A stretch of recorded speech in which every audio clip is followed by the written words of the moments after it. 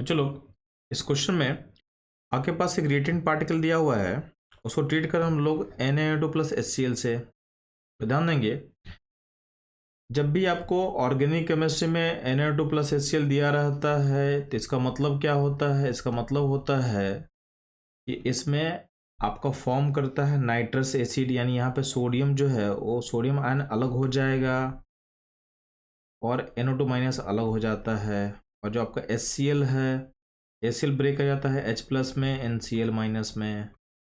तो यहाँ का जो H प्लस है इससे कंबाइन कर लेता है नाइट्राइट आयन से और बनाता है नाइट्रस एसिड।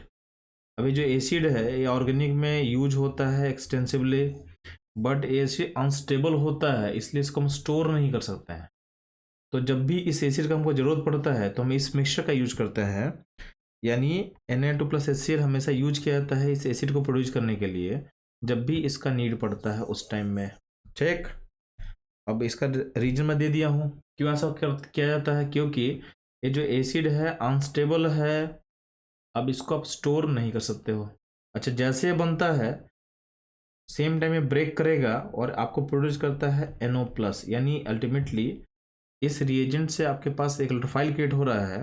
जो इलेक्ट्रोफाइल है क्या है? NO प्लस है। अब आपका जो बेंजीन सिस्टम दिया हुआ था आपके रिएक्टेंट पार्टिकल में, उसमें कुछ ग्रुप अटैच है। ग्रुप अटैच क्या क्या है? मिथाइल है, यहाँ आइसोप्रोपाइल है, यहाँ पे के पास OH है। तीनों के तीनों इलेक्ट्रॉन डोनेटिंग ग्रुप है। तो NO प्लस जो है वो कहाँ अटैच होगा?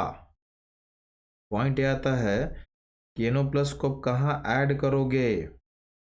तो जब भी आपके पास मल्टीपल इलेक्ट्रॉन डोनेटिंग ग्रुप होता है तो उस केस में हमको देखना होता है कि कौन सबसे बेस्ट इलेक्ट्रॉन डोनेटिंग ग्रुप है, उसके ऑर्थन पारा पोजीशन पे हम इलेक्ट्रोफाइल को जोड़ सकते हैं। ठीक, तो आपको पता है कि OH के पास लोन पेयर है, तो इसके कारण इसका प्लसियम पावर हाईएस्ट होगा इन तीनों ग्रुप्स में।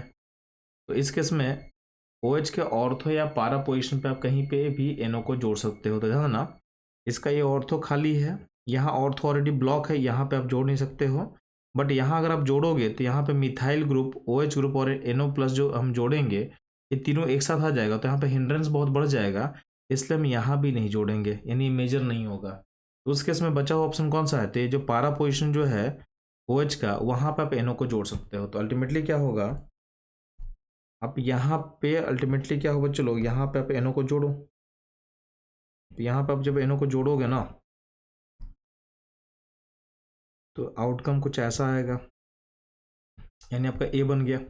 ठीक, अब जो NH4HS इन वाटर होता है क्या करेगा, जो NO ग्रुप है उसमें से O को हटा के 2 हाइड्रोजन लगा देगा, यानी उसको रिड्यूस कर देगा, यानी इस O को हटा करके वहाँ पे क्या लगेगा, चलो वहाँ पे 2 हाइड्रोजन लगा देगा। ठीक, तो ये हो गया आपका मेजर कंपाउंड B, जिसको आपसे पूछा गया है। तो आप देखोगे कि कौन सा ऑप्शन आपका मैच कर रहा है।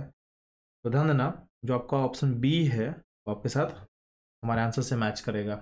इस क्वेश्चन का जो करेक्ट ऑप्शन होगा वो होगा ऑप्शन B। तो ध्यान देना, इस क्वेश्चन से हमारे पास की पॉइंट क्या है जो हम लोग सीख सकते हैं। तो ध्यान देंगे, आपके पास की पॉइंट है कि नाइट्रस एसिड से आपका इलेक्ट्रोफाइल क्या प्रोड्यूस होता है, ये समझ में आना चाहिए। प्लस NH4HS प्लस वाटर, ये रिएजेंट आपके एनसीईआरटी में मेंशन नहीं किया हुआ है। तो अगर ऐसा क्वेश्चन डायरेक्ट आपके पास एग्जाम में आएगा तो आप कंफ्यूज करोगे। तो अब मैं आपको वर्क में समझा दिया कि ये करता क्या है। ये करता क्या है, सिंपली आपके NO को भेजेगा NH2 में। तो चलो इस तरह के इंटरेस्टिंग कॉन्सेप्ट को सीखने के लिए हमारे साथ बने रहें। मिलते हैं हम लोग अगले क्वेश्चन में।